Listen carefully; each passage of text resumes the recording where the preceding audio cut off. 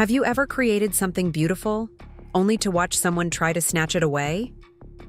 Imagine spending years pouring your heart into a forgotten property, transforming it into something magnificent, then discovering your own sister is plotting to take it over for her lavish wedding. That's exactly what happened to me last spring. I never expected to be standing in the rain, locked out of my own property, watching my sister parade around like she owned the place. What she didn't realize was that I wasn't just going to roll over this time, and she had no idea about the ace I had up my sleeve, one that would change everything about her perfect wedding plans. Before we jump back in, tell us where you're tuning in from, and if this story touches you, make sure you're subscribed, because tomorrow, I've saved something extra special for you. My name is Meredith Collins. At 35, I've built a life that looks nothing like what my family expected. Growing up in Evergreen Valley, a picturesque town nestled between mountains and vineyards, I was always the practical one, the responsible daughter who did well in school but never quite captured the spotlight like my younger sister Vanessa. While Vanessa was winning beauty pageants and dating the sons of local business magnates, I was quietly falling in love with historic architecture and property restoration. After college, I shocked my family by turning down law school to pursue a career in real estate development, specializing in breathing new life into forgotten historic properties. "It's just a phase," my mother said when I announced my career choice at Sunday dinner. "You'll come to your senses eventually."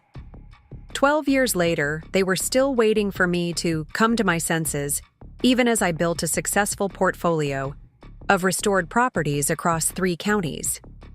My work was featured in regional design magazines, and I'd even won a preservation award for my restoration of the old Townsend Mill. But somehow, in my family's eyes, I was still just playing with buildings while Vanessa pursued what they considered real success, social advancement. The irony wasn't lost on me. My hobby had made me financially independent, while Vanessa floated from one part-time job to another, living in an apartment our parents subsidized while she found herself.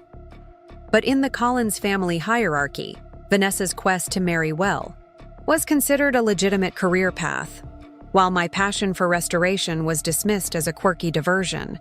3 years ago, I discovered Rosewood Manor. The moment I saw the dilapidated Victorian estate nestled among ancient oaks, overlooking the valley with its sweeping views of Lake Evergreen, I knew it was special. Built in 1887 by a railroad tycoon, as a summer retreat, the property had slowly fallen into disrepair after the last family owner died in the 1990s.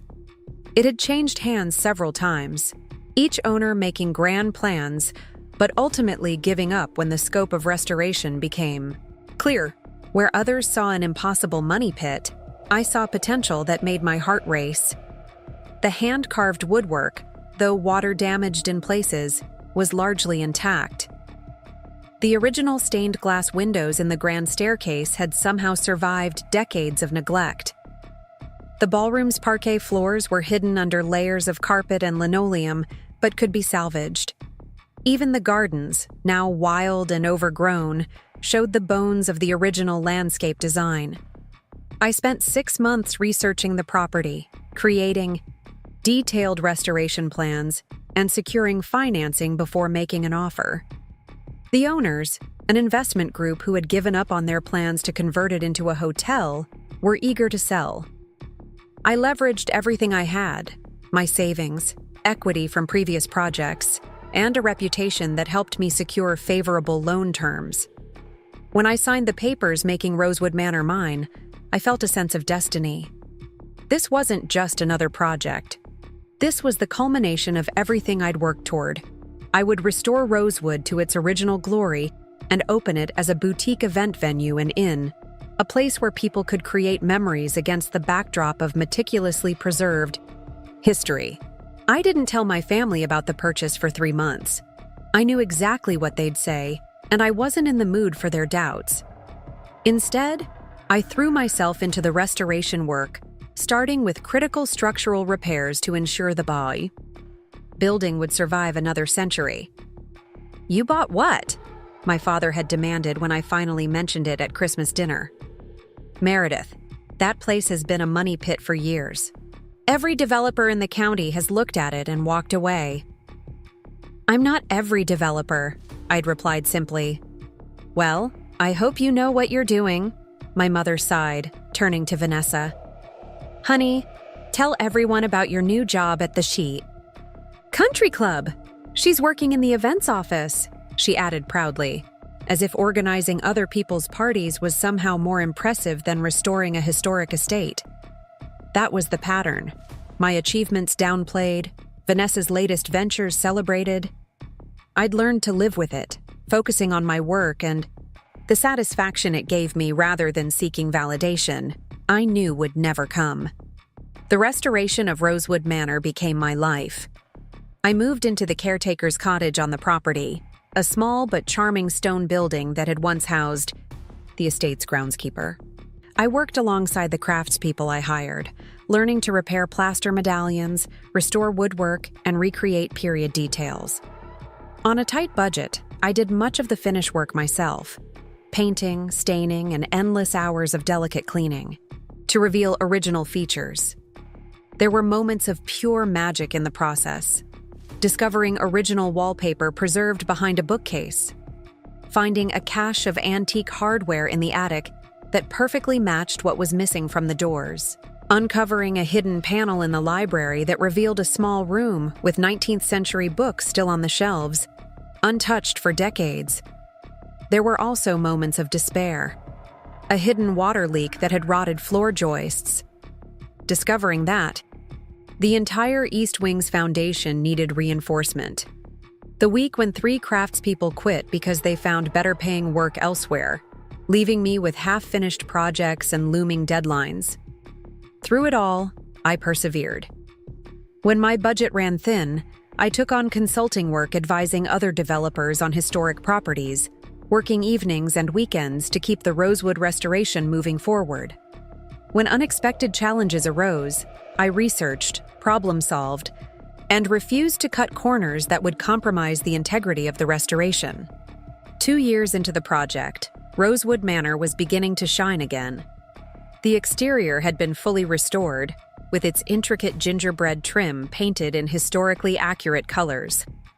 The main floor rooms, the grand entrance hall, parlor, library, dining room, and ballroom were complete, showcasing the original woodwork now gleaming with careful restoration.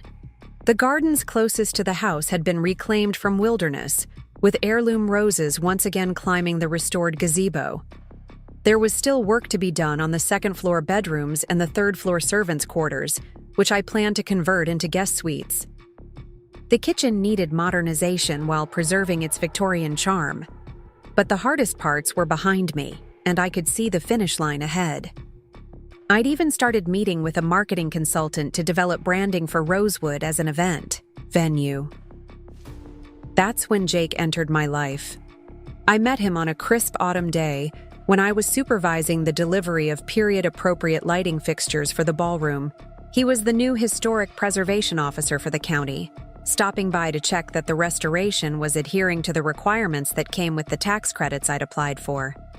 Unlike my family, Jake immediately understood what I was trying to accomplish at Rosewood.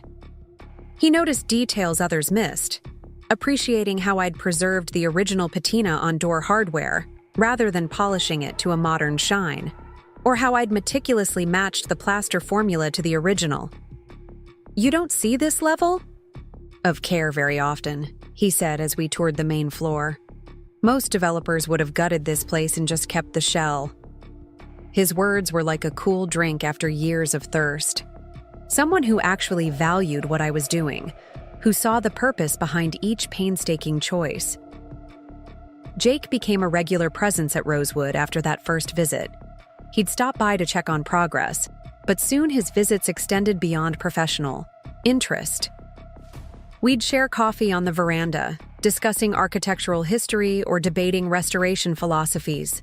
Sometimes he'd roll up his sleeves and help with whatever project I was tackling that day, stripping paint from woodwork or cataloging original fixtures. Slowly, almost imperceptibly, our professional camaraderie evolved into something more. The first time he kissed me was in the newly restored gazebo, surrounded by the heirloom roses I'd carefully propagated from cuttings found on the property. It felt right, as if rosewood had brought us together. After 8 months of dating, Jake proposed. It wasn't a grand gesture, just the two of us sitting on the veranda swing at sunset, talking about the future. He pulled out a ring with a vintage setting, knowing my love of all things historic. "I thought we could have the wedding here," he said after I'd said yes. "The first event at Rosewood once it's complete. A perfect way to celebrate both our marriage and everything you've accomplished." The idea was perfect. We set a date for the following June. Preparing and narrating this story took us a lot of time, so if you are enjoying it, subscribe to our channel. It means a lot to us. Now back to the story. Giving me 8 months to complete the remaining restoration work and prepare Rosewood for its debut as both my wedding venue and the premier event space I'd envisioned. I threw myself into the final phase of restoration with renewed energy. The second-floor bedrooms were transformed into luxurious suites, each with its own character, but all respecting the home's Victorian origins. The kitchen was carefully modernized with commercial-grade appliances hidden behind custom cabinetry that matched the original style. The third-floor rooms became charming guest accommodations, with dormers providing stunning views of the grounds and lake beyond. Jake and I rarely saw my family during this time.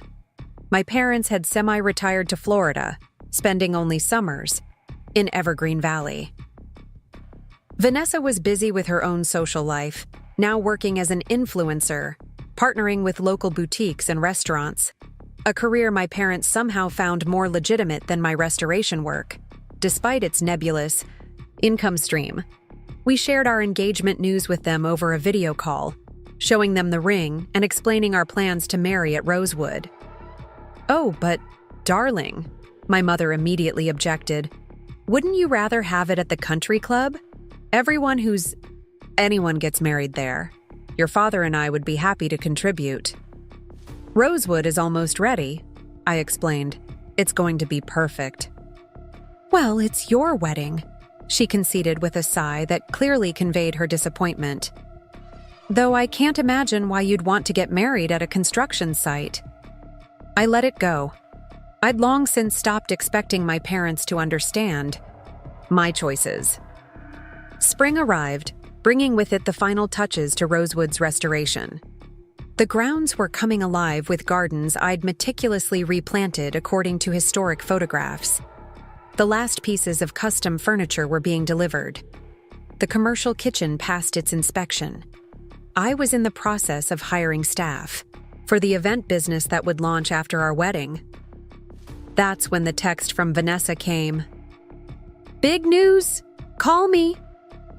I called her later that evening as Jake and I were reviewing lighting installation plans for the rear garden. "I'm engaged!" Vanessa squealed the moment she answered. "Blake proposed last night at Le Ciel. He had the chef bring out the ring. With dessert." Blake Harrington was her latest boyfriend, the son of a technology executive who had recently bought an estate in the valley. They'd been dating for about 6 months, which was actually a long relationship by Vanessa's standards. "Congratulations," I said sincerely. Despite our differences, I wanted my sister to be happy. "Have you set a date?" "June 15th, she replied without hesitation. "Blake's parents have connections at the Evergreen Valley Vineyard Resort, and they're going to pull strings to get us in, even though they're usually booked 2 years out." My heart skipped a beat. "June 15th? Vanessa, that's my wedding date." There was a pause on the other end of the line. "Oh," she finally said. "I guess Mom didn't mention it to you. Well, it's not like many people would be at both weddings anyway, right? Your thing is going to be small? My thing. My wedding, at the historic estate I'd spent 3 years pouring my heart, soul, and life savings into restoring. Actually, we're inviting about 150 people," I replied, keeping my voice even. "And yes, there would be quite a bit of overlap, including all of our family." "Oh, she said again. I could practically hear her mind working, calculating whose plans should take precedence according to the Collins family hierarchy. Well, we can't change our date. Blake's parents already called in a major favor with the resort owner, and his grandparents are coming from Europe that week. Vanessa, Jake, and I have been planning our wedding for months. We've sent save the dates. The invitations are at the printer right now. But you're just having it at that old house you're fixing up, she countered. It's not like you had to book anything or put down deposits. That old house represented 3 years of my life and every penny I had. The dismissive way she referred to Rosewood made my blood boil, but I took a deep breath. It's not just an old house. It's a meticulously restored historic estate that's about to launch as an exclusive event venue. And it is booked for my wedding. Jake, seeing my expression, moved closer and put his arm around me, concern etched on his face. Look, Vanessa said with an exasperated sigh, I'm not trying to be difficult, but Blake's family has already started making arrangements. His mother has called her entire social circle. We can't change it now. Can't you just move your date? It's not like you've printed invitations yet. Our save the dates have gone out with that date, I repeated. People have made travel plans. So have Blake's relatives, she snapped. His grandparents have booked flights from Switzerland. We went back and forth for several minutes, neither willing to concede. Finally, I suggested we both talk to our parents and try to find a solution. Fine, she agreed. But I'm telling you now, Blake's parents aren't going to change the date. His father has already invited business associates flying in specially for this. After hanging up, I immediately called my parents. My mother answered on the third ring. Meredith, is everything all right? You never call this late. I explained the situation, trying to keep my tone neutral and factual. As I spoke, I could feel her allegiance shifting, not to my side, but to Vanessa's. Well, dear, she said when I finished, it does put us in an awkward position. But Vanessa's wedding will be at the Vineyard Resort. Everyone who's anyone in the valley gets married there. The Harringtons have invited some very influential people. Mom, I said slowly, Jake and I set our date months ago. We've sent save the dates. We've booked a photographer, a caterer, a band. Yes, but you're having it at your property, she countered, echoing Vanessa's dismissive tone. Surely you can be flexible. Rosewood is a business, Mom. My business. Our wedding will be its grand opening event. Oh, Meredith, she sighed. It's always business with you. This is your sister's happiness we're talking about. The Harringtons are a very prominent family. This wedding could set Vanessa up for life. And there it was, the naked truth of my family's priorities. Vanessa's social climbing trumped my years of hard work and my own happiness. It shouldn't have surprised me, but somehow it still stung. I'm not changing my wedding date, I said firmly. We'll discuss this as a family, my mother replied. Your father and I are flying up next weekend. We can all sit down together and work this out like adults. I agreed to the meeting, though I had no intention of changing my stance. When I hung up, Jake pulled me into a hug. We're not changing our date, he assured me, his voice firm. We've worked too hard for this. I nodded against his chest, grateful for his unwavering support, but already dreading the coming confrontation with my family. The week passed in a blur of final restoration details and wedding preparations. I was reviewing sample table settings with our caterer when a sleek black SUV pulled up the newly paved driveway. To my surprise, Vanessa stepped out, followed by a tall man I assumed was Blake and an older couple who could only be his parents. What is she doing here? I muttered. To Jake, who had been helping me measure the ballroom for the precise table arrangement. Taking the conflict to your home turf, he observed grimly. Classic power move. I plastered on a smile and went to greet them, even as anger simmered beneath the surface. I hadn't invited them. I certainly hadn't given Vanessa permission to bring Blake's parents to Rosewood. "Surprise!" Vanessa called out cheerfully, as if dropping in uninvited with her future in-laws was a delightful treat she was bestowing upon me. "I thought it was time for everyone to meet, and I wanted to show Blake and his parents this place you've been working on." This place, not the historic Rosewood Manor, not the stunning restoration project that had been featured in the Regional Preservation magazine just last month. Just this place. As if I'd been tinkering with a hobby rather than creating something magnificent. "Vanessa, we're in the middle of work here," I said, keeping my voice level. "It would have been nice if you'd called first." "Oh, don't be so uptight," she laughed, linking her arm through Blake's. "Meredith, this is Blake Harrington, my fiancé, and these are his parents, Richard and Diana Harrington." Blake gave me a firm handshake and a practiced smile that didn't quite reach his eyes. He was handsome in that polished way that spoke of private schools and country clubs, with perfect teeth and carefully styled hair. "Nice to meet you," he said. "Vanessa's told me all about you and your renovation project." The hesitation before renovation project told me exactly what Vanessa had said and how she'd framed my work. Richard Harrington stepped forward. Next, a tall man with silver hair and the confident bearing of someone used to getting his way. "Quite a place you've got here," he said, glancing around with the assessing eye of someone mentally calculating property values. "Lot of work, I imagine."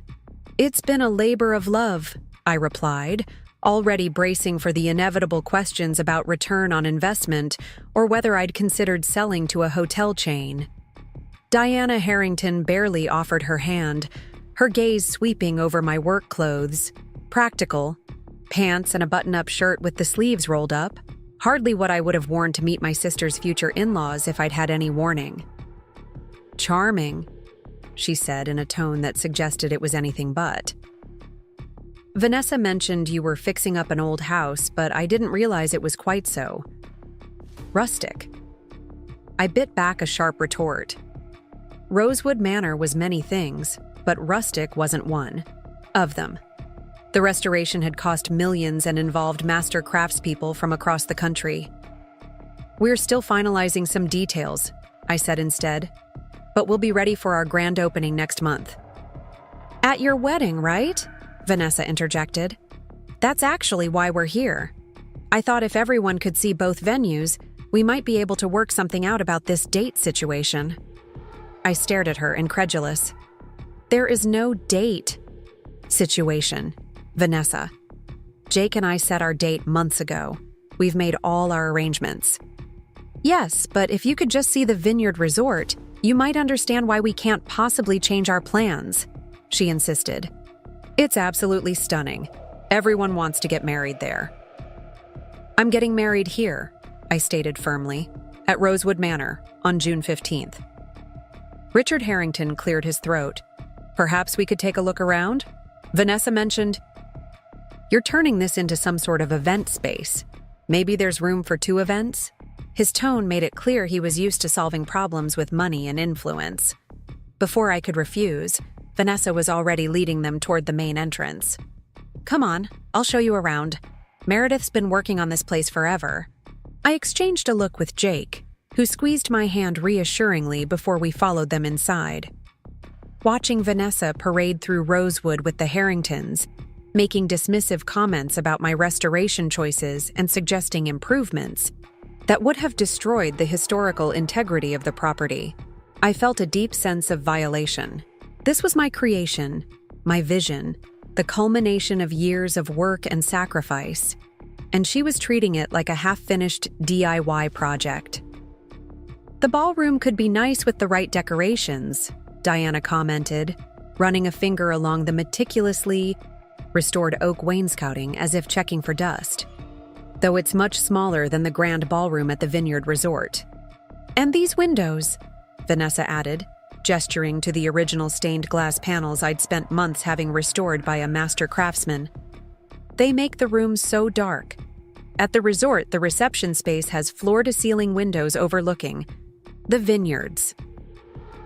With each comparison, each subtle dig, my patience wore thinner. When Blake suggested that the hand-painted ceiling medallion would look better painted a solid color, I nearly lost it. "Actually," I said, my voice tight, "that's original hand-painted plasterwork from 1887. It took a restoration specialist 3 weeks to uncover and preserve the original design." Blake shrugged. "Just an opinion. The Vineyard Resort has these amazing modern chandeliers, very clean lines." The tour continued in this vein, with Vanessa and the Harringtons offering backhanded compliments and unfavorable comparisons to the Vineyard Resort. By the time we reached the gardens, where I'd spent countless hours researching and replanting historic varieties, I was seething. Richard Harrington finally turned to me with what he clearly thought was a generous offer. "Look, it's obvious. You've put a lot of work into this place. What if we helped you financially? We could contribute to accelerating the remaining work if you'd consider moving your wedding date." Blake's mother has her heart set on June 15th. The implication that Rosewood needed financial help to be wedding ready was the final straw. "Rosewood Manor doesn't need your money, Mr. Harrington," I replied coldly. "What it needs is respect. This is not just some old house or a hobby project. This is a meticulously restored historic estate that represents 3 years of my life and a significant financial investment. It will be opening as an exclusive event venue next month, beginning with my wedding on June 15th. "There's no need to be difficult about this," Diana said with a tight smile. "We're simply trying to find a solution that works for everyone." "A solution has already been found," Jake interjected, his calm voice a contrast to the tension. "Meredith and I are getting married here on June 15th, as we've been planning for months. Vanessa and Blake will need to select another date for their wedding." "That's not possible," Richard stated flatly. "We've already made arrangements. The Vineyard Resort has confirmed the date, and we've sent out preliminary announcements to our circle." "Then you should have checked with family first," I countered. "Our date was set long before Vanessa got engaged." Vanessa, who had been unusually quiet during this exchange, suddenly smiled. That saccharine smile she'd used since childhood when she was about to get her way. "Actually," she said sweetly, "I think I have the perfect solution. Mom and Dad will be here tomorrow, and they've always been so good at helping us work things out. Why don't we all have dinner together and discuss it then? I'm sure we can find a compromise that makes everyone happy." The look in her eyes told me everything I needed to know. She had already enlisted our parents' support. In her mind, this family meeting would end with me changing my wedding date, just as I'd always given in to her demands throughout our childhood. "Fine," I agreed, knowing I needed time to prepare for the coming battle. "Dinner tomorrow night, here at Rosewood." After they left, Jake pulled me into a hug, feeling the tension in my shoulders. "You know they're going to try to steamroll you," he said quietly. I nodded against his chest. "They always have, but not this time. This is too important." What I didn't tell him was the strange sense of calm that had settled over me. For years, I had accepted my family's dismissal of my work, their prioritization of Vanessa's whims over my achievements. But standing in Rosewood Manor, this magnificent space I had brought back to life through sheer determination and vision, I knew I was done accommodating them. What Vanessa and my parents didn't know, what nobody knew except Jake and my business attorney, was that I had an ace up my sleeve.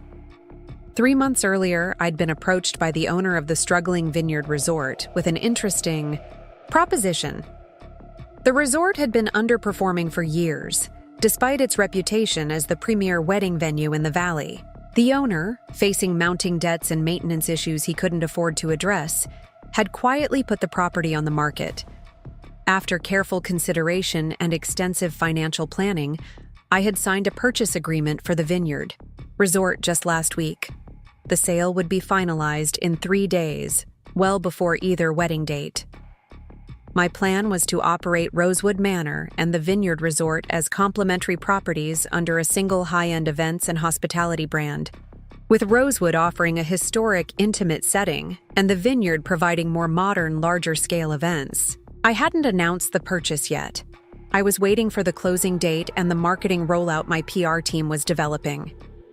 But as I watched Vanessa's SUV disappear down the driveway, I knew this information would soon become very relevant to our family's date situation.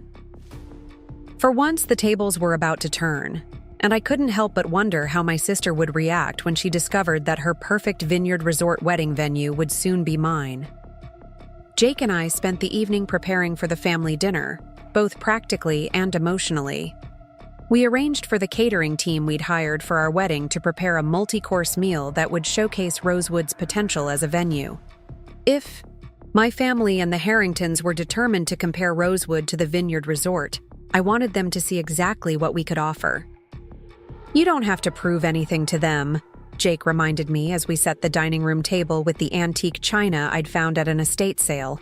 Pieces that matched the original Haviland set that would have graced this table in the 1890s.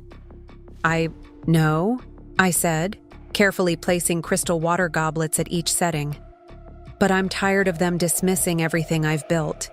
Just once, I want them to see Rosewood the way I do." Jake squeezed my shoulder gently. "They're blind if they can't. Already see how extraordinary this place is, and how extraordinary you are for bringing it back to life." His faith in me was unwavering, a constant source of strength as I navigated both the challenges of restoration and my complicated family dynamics. In Jake, I'd found someone who valued my vision, who saw my determination not as stubbornness, but as passion. After years of feeling misunderstood by my family, his recognition was like coming home. The next evening, my parents arrived first, 45 minutes early. My mother immediately began circling the main floor rooms with an appraising "aye," while my father, to my surprise, showed genuine interest in the restoration work. "You've done a remarkable job with the woodwork," he commented, running his hand along the parlor's original mahogany wainscoting, now restored to a warm patina. "Is this all original?" "Most of it," I replied, pleasantly surprised by his interest. We had to replace about 20% where the water damage was too severe, but we were able to salvage the rest. The replacement pieces were custom milled to match exactly. For a moment, I glimpsed something like respect in his eyes, but it vanished when my mother called from the foyer. "Frank, come look at these floors. Do you think they need refinishing? They seem a bit dull to me." "They're supposed to be that way, Catherine," my father replied with unexpected knowledge. "Hand-scraped oak with an oil finish. Not the high-gloss polyurethane everyone uses nowadays. It's historically accurate." My mother looked between us with mild surprise. "Well, I suppose if that's what Meredith wants," she conceded, though her tone suggested she found the choice questionable at best. Vanessa and the Harringtons arrived 15 minutes later, my sister making a grand entrance in a designer dress that seemed excessive for a family dinner. Blake and his parents followed, all looking like they'd stepped out of a luxury catalog. "The place looks better with proper lighting," Diana Harrington commented as she entered, glancing around the foyer where dozens of candles now illuminated the space alongside the restored original gas fixtures I'd carefully converted to electric. "The lighting is historically accurate," I explained. "These fixtures are original to the house, restored and rewired." "How quaint," she replied with a thin smile. The caterers began serving cocktails in the parlor, providing a welcome distraction. As everyone sipped their drinks, Vanessa immediately took control of the conversation. "Mom and Dad, I've been telling Blake's parents all about your winter in Naples. Mrs. Harrington, Diana, has a friend with a villa there too." This launched a discussion of Florida real estate that effectively sidelined any talk of weddings or venues for the next 30 minutes. I caught my sister's glance as she steered the conversation from one safe topic to another, a familiar tactic. Vanessa had always been skilled at controlling family dynamics, ensuring conversations served her agenda. Dinner was served in the formal dining room, where the antique chandelier cast a warm glow over the elaborate place settings. The caterers had outdone themselves, presenting a 5-course meal featuring local seasonal ingredients. Each dish was artfully plated and served with impeccable timing. "This is quite impressive," Richard Harrington admitted as he savored the main course. "Your chef has talent." "They're the team we've engaged for our wedding," Jake noted. "And they'll be one of the preferred caterers for events at Rosewood once we open officially." "About that," my mother said, setting down her fork with deliberate care, "we need to discuss this wedding date situation." And there it was, the real purpose of this gathering, finally brought into the open. "There's no situation to discuss," I replied calmly. "Jake and I set our date months ago. We've booked all our vendors, sent save the dates, and planned the first official event at Rosewood around our wedding." "But darling," my mother continued, "Vanessa and Blake have their hearts set on the same date at the Vineyard Resort. Surely you can understand how important this is to them. The Harringtons have already made significant arrangements." My father cleared his throat. "Meredith, your mother and I have discussed this at length. We believe the most reasonable solution is for you to move your date." "Why?" I asked simply. "Why is it reasonable for me to change my plans when mine were made first?" An uncomfortable silence fell over the table. It was Diana Harrington who finally answered. "Because, quite frankly, the Vineyard Resort is the premier venue in the valley. They accommodate only a dozen weddings each year, and securing a June date is nearly impossible. Blake's father had to call in considerable favors. And our guest list includes the governor," Richard added, as if that settled everything. "Along with several state officials and business leaders. Changing the date would create significant complications. More significant than asking my guests to change their travel arrangements," I countered. "More significant than rescheduling all our vendors, most of whom are booked solid through the summer."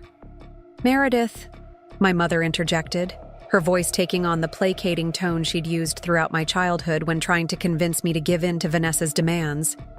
"Be reasonable. Your wedding will be lovely no matter when it happens. And it's here at your home, so you have complete flexibility." "This isn't just my home," I corrected her. "It's a business, Mom. A business I've invested 3 years and every penny I have into creating. Our wedding will be Rosewood's debut as an event venue, something we've been planning for months. But no one's going to choose this place over the Vineyard Resort anyway," Vanessa interjected, her voice dripping with false sympathy. "I mean, it's nice for what it is, but let's be realistic. The Vineyard has been the top wedding destination in the valley for decades." Blake nodded in agreement. "My cousin got married there last year. They have a 2-year waiting list usually. We're incredibly fortunate to have secured a date at all." I took a deep breath, feeling Jake's reassuring hand on my knee under the table. I could reveal my ace now, tell them all that I was about to become the owner of the vaunted Vineyard Resort. But something held me back. Perhaps the lifetime of having my achievements dismissed, of being expected to acquiesce to Vanessa's wishes. "I understand the Vineyard Resort is considered prestigious," I acknowledged. "But Rosewood will be offering something different, an authentic historic experience with personalized attention that can't be matched by a larger venue." "That's all very nice," Diana said dismissively. "But the fact remains that we've already begun sending preliminary announcements for June 15th. The Vineyard's events coordinator is working with our personal wedding planner as we speak." "The events coordinator doesn't have the authority to guarantee a date without a signed contract and deposit," I pointed out. Richard Harrington's expression hardened. "I assure you, Ms. Collins, when I spoke with the owner directly, he confirmed our date. I've known Charles Whitman for 20 years through the Chamber of Commerce." I nearly laughed at the irony. Charles Whitman, the current owner of the Vineyard Resort, had been desperate to sell the struggling property for months. His confirmation of the Harringtons' date was likely part of his effort to make the business appear robust during our negotiation process. Perhaps we should call Charles right now, my father suggested, reaching for his phone. I'm sure he can clear this up. Actually, I said, making a split-second decision, that won't be necessary tonight. Let's finish our dinner and continue this discussion afterward. The conversation shifted to safer topics through dessert, though the tension remained palpable. As the caterers cleared the final plates, I suggested we move to the library for coffee. The library was perhaps my favorite room in Rosewood. I'd spent countless hours restoring the original mahogany shelving, repairing the plaster ceiling medallion, and refinishing the parquet floor. The leather furniture I'd selected complemented the room's Victorian character while providing modern comfort. A fire crackled in the restored marble fireplace, casting a warm glow over the space. This room turned out beautifully, my father commented as we settled in. The attention to detail is impressive. Before I could thank him for the rare compliment, Vanessa steered the conversation back to the wedding date. So, Meredith, she began with forced brightness, have you had a chance to reconsider? Mom and Dad and I were thinking you could move your wedding to July. The weather would be just as nice, and it would give you more time to finish up any last-minute work around here. The condescension in her voice was unmistakable. After all the time, money, and effort I'd invested in Rosewood, she still saw it as an unfinished project, something less worthy than her choice of venue. I've given it thought, I replied carefully, and I've concluded that changing our date isn't feasible. Our wedding will take place at Rosewood Manor on June 15th, as planned. My mother let out an exasperated sigh. Meredith, please be reasonable. Vanessa's wedding is no more important than mine, I finished firmly. I've spent 3 years restoring this property, Mom. 3 years of 16-hour days, financial, risk, and complete dedication. Jake and I have planned our wedding as the perfect introduction of Rosewood to the community. I'm not changing that because Vanessa decided on the same date 6 months after we did. This isn't just about a date, Richard Harrington interjected. The Vineyard Resort simply offers prestige that a private residence can't match. Something in me snapped at his dismissive tone. 3 years of having my work diminished, my achievement belittled, and my judgment questioned finally reached a breaking point. Let me be perfectly clear, I said, setting down my coffee cup with deliberate care. Rosewood Manor is not just a private residence. It's a meticulously restored historic property that will be operating as an exclusive event venue. And as for the Vineyard Resort's prestige, I paused, looking directly at Richard Harrington. I'm intimately familiar with it, considering I'm about to become its owner. The silence that followed was absolute. 5 pairs of eyes stared at me in varying degrees of shock and disbelief. What did you just say? Vanessa finally managed, her voice unnaturally high. I said I'm buying the Vineyard Resort, I repeated calmly. The sale will be finalized in 3 days. Richard Harrington recovered first, his expression hardening. That's impossible. Charles would have mentioned. Charles has been quietly seeking a buyer for over a year, I explained. The resort has been underperforming, requiring significant capital investment in outdated facilities. He approached me 3 months ago, knowing my track record with historic properties. But our wedding, Vanessa stammered. We have a date confirmed. You have a penciled-in date as a courtesy. With no contract signed and no deposit paid, I corrected her. I've reviewed all the resort's booking records as part of my due diligence. This is absurd, Diana Harrington declared, standing abruptly. Richard, call Charles immediately. This must be some kind of misunderstanding. Richard was already pulling out his phone, stepping away to make the call. The look he gave me as he walked to the corner of the room was thunderous. My father was staring at me with an expression I couldn't quite read, something between shock and a reluctant admiration. You're buying the Vineyard Resort? He repeated. How? That property must be worth $15 million, I supplied. plus the assumption of certain debts and obligations. I've secured investor funding based on my business plan to operate Rosewood and the Vineyard as complementary properties under a single high-end hospitality brand. My mother seemed unable to process this information. But Meredith, how could you not tell us about something this significant? The same way you didn't tell me that you were encouraging Vanessa to plan her wedding on my date, I replied evenly.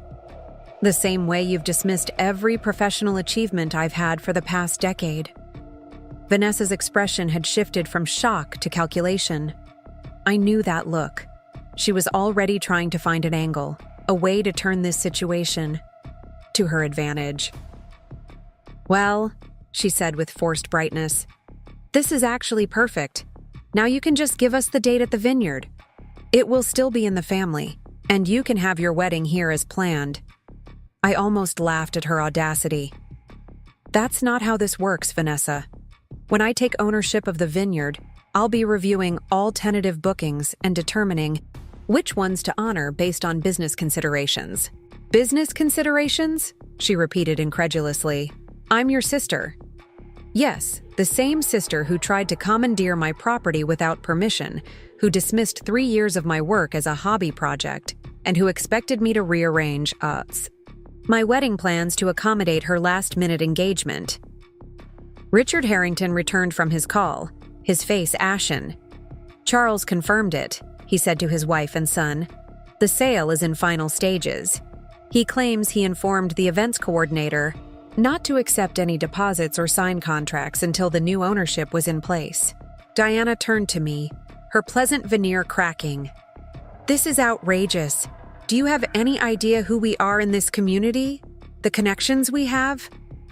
I'm well aware, I replied calmly, which is why I expect that if Blake and Vanessa wish to hold their wedding at either of my properties, they'll approach the request with appropriate respect and follow standard booking procedures. Standard booking procedures?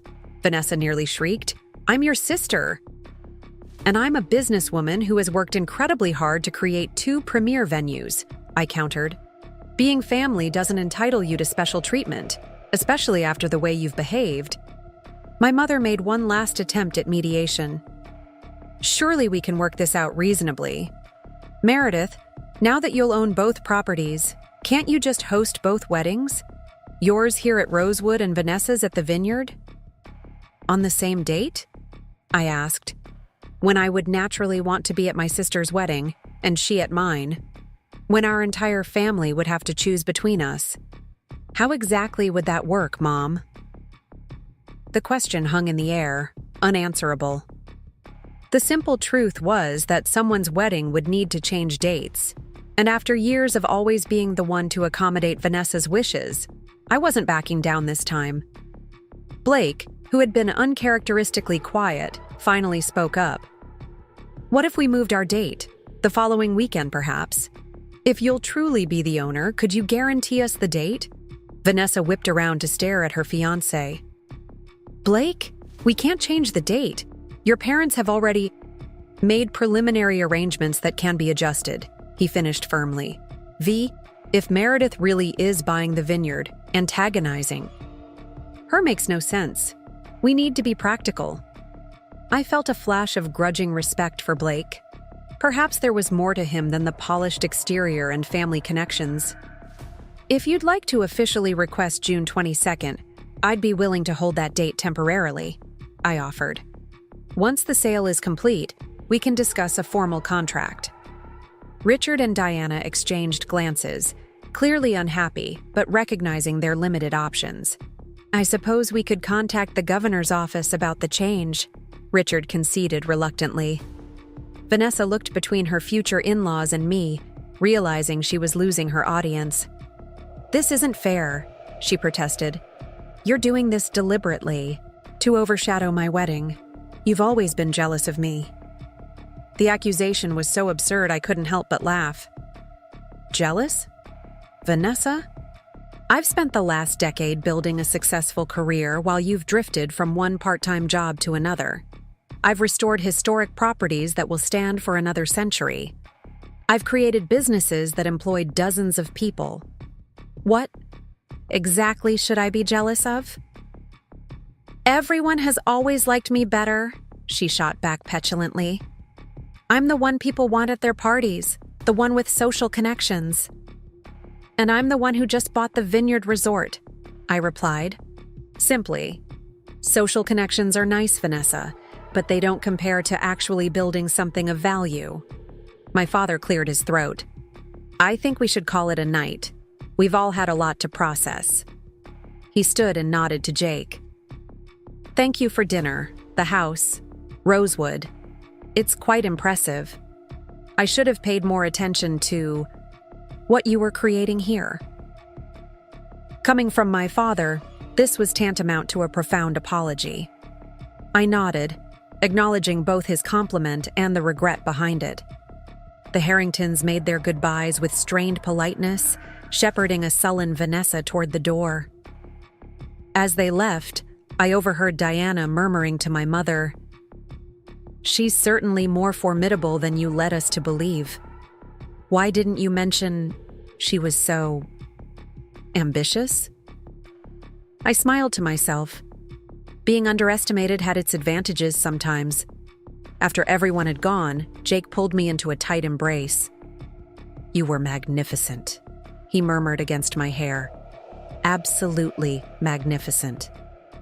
I let myself relax into his arms, the tension of the evening slowly ebbing away.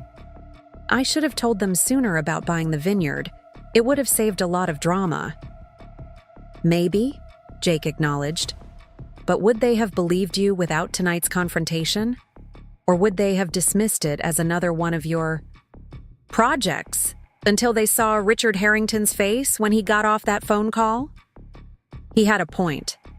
My family had a long history of minimizing my achievements, of treating my career as a hobby rather than a serious professional pursuit. Seeing Richard Harrington confirm the sale had forced them to acknowledge the reality of what I'd built. Besides, Jake continued with a smile, the timing was perfect, very dramatic. I half expected thunder and lightning when you dropped that bombshell. I laughed, feeling lighter than I had in weeks. So much for my plan to announce it with a proper marketing campaign and press release. We'll still do all that, he assured me. But first, let's celebrate. Just us, tonight, in our home. He was right. Rosewood was our home, soon to be filled with the celebrations of others, but tonight, just ours. We opened a bottle of champagne and took it to the terrace, where the spring night was mild and clear. Stars twinkled above the gardens I'd painstakingly restored, and the lake beyond reflected their light. The next morning, my phone began buzzing early with texts and calls. My mother wanted to discuss things calmly. My father asked if he could see the business plan for the combined properties. Vanessa vacillated between angry accusations and attempts at reconciliation. I let them all go to voicemail. Today was for focusing on the final preparations for the Vineyard Resort acquisition. My attorney had emailed the closing documents for my review, and I was meeting with the management team I'd assembled to operate both properties. 3 days later, I stood in Charles Whitman's office at the Vineyard Resort, signing the final papers that would transfer ownership. As he handed me the keys, his relief was palpable. "I've built this place from nothing," he said with a mixture of pride and resignation. "But the industry has changed. It needs fresh eyes, new energy. I'll take good care of it," I promised, "and integrate it with Rosewood in a way that honors its history while moving it forward." He nodded, satisfied. "Your restoration work at the old manor house is impressive. When your real estate agent first approached me about a potential buyer, I was skeptical. But after seeing what you've done there, well, I'm convinced the vineyard will be in good hands." After the signing, I took a solitary walk through the resort property. The grounds were undeniably beautiful, with rows of grapevines stretching toward distant mountains and elegant buildings scattered across the landscape. But I could also see the signs of deferred maintenance that Charles had mentioned. Irrigation systems needing upgrades, buildings requiring renovation, staff areas that had been neglected. Just as with Rosewood, where others might see only problems, I saw potential. The Vineyard Resort had good bones and a strong reputation. With proper investment and vision, it could be restored to its former glory and beyond. My phone buzzed with a text from Vanessa. "Can we talk? Just us? No parents? No Blake. Please." After a moment's hesitation, I responded, "Meet me at the Vineyard Gazebo in an hour." The gazebo overlooking the central vineyard was a popular spot for wedding photos, with its white painted wood and climbing roses just coming into bloom. I was waiting there when Vanessa arrived, looking uncharacteristically subdued in simple jeans and a sweater rather than her usual designer outfit. "So it's really yours now?" she asked, gesturing to the expanse of the resort visible from our vantage point. I nodded. "As of 2 hours ago." She was quiet for a moment, absently touching one of the rose blooms. "I never really understood what you were doing all these years," she finally said. "With the properties and renovations, Mom and Dad always talked about it like it was some kind of expensive hobby." "It wasn't," I said simply. "Obviously." She gave a short laugh. "You own the 2 most prestigious venues in the valley. Everyone who's anyone gets married at the Vineyard. Or will. Be getting married at Rosewood," I added. "That's the plan, to offer 2 distinct experiences under one management."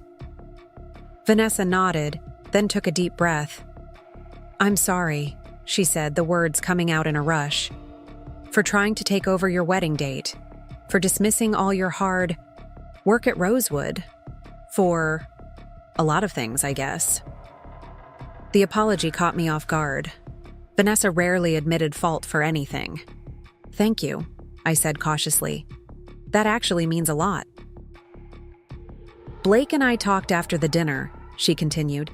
"He pointed out that I've always just expected things to work out for me, usually because Mom and Dad made sure they did. Or because you gave in." This insight from Blake surprised me. Perhaps there was more substance to him than I'd given him credit for. "He said I've been acting entitled," Vanessa admitted. "And he's right. I never considered what changing your wedding date would really mean for you, or how important Rosewood's opening is to your business.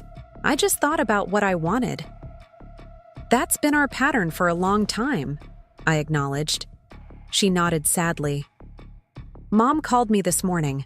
For the first time ever, she actually criticized something I'd done. Said I should have respected your work and your plans." She shook her head in disbelief. "I think you buying the vineyard shocked her into seeing you differently." "Better late than never, I suppose." "So," Vanessa said, straightening her shoulders, "Blake and I would like to formally request June 22nd for our wedding at the Vineyard Resort, with all proper contracts and deposits, following standard booking procedures." I smiled at her deliberate use of my phrasing from the dinner confrontation. "I think that date is available. I'll have my events coordinator contact you with the details. Thank you." She hesitated, then added, "And I'd like to help with your wedding, if you'll let me. I know I've been terrible, but I actually do have some skills with event planning. Maybe I could assist with something?" It was a peace offering, tentative, but sincere. After years of competition and conflict, Vanessa was making a genuine effort. "I could use help with the floral arrangements," I offered. "The gardens will be in bloom, but we still need centerpieces and bouquets." Her face lit up. "I'd love that. I have some ideas that would complement Rosewood's historic character." As we walked back toward the main building together, I felt a shift in our relationship. Not a complete transformation, but a step towards something healthier. The path forward wouldn't be perfectly smooth, but for the first time in years, I had hoped that my sister and I might find a way to support rather than undermine each other. The next few weeks passed in a whirlwind of activity. The acquisition of the Vineyard Resort was announced to the public with a carefully orchestrated press release and exclusive interviews with regional business publications. The response was overwhelmingly positive, with particularly strong interest in the restoration of Rosewood Manor. My parents, still adjusting to their recalibrated view of my career, requested a formal tour of both properties. My father, to my surprise, asked insightful questions about my business model and capital improvement plans. My mother, while still occasionally dropping hints about my personal life, two beautiful venues for weddings and you're only using one for yourself, made a genuine effort to understand and appreciate what I'd built. Vanessa threw herself into helping with my wedding flowers with unexpected dedication. She researched Victorian floral arrangements, consulted with me on color schemes that would complement Rosewood's restored interiors, and even volunteered to handle the coordination with our chosen florist. One afternoon, as we were reviewing sample centerpieces in Rosewood's dining room, she surprised me with an observation. "You know, I think I've been jealous of you," she admitted, rearranging a spray of peonies. "Not consciously, but looking back. You always knew exactly what you wanted. You had this passion and purpose, even when everyone told you it was impractical."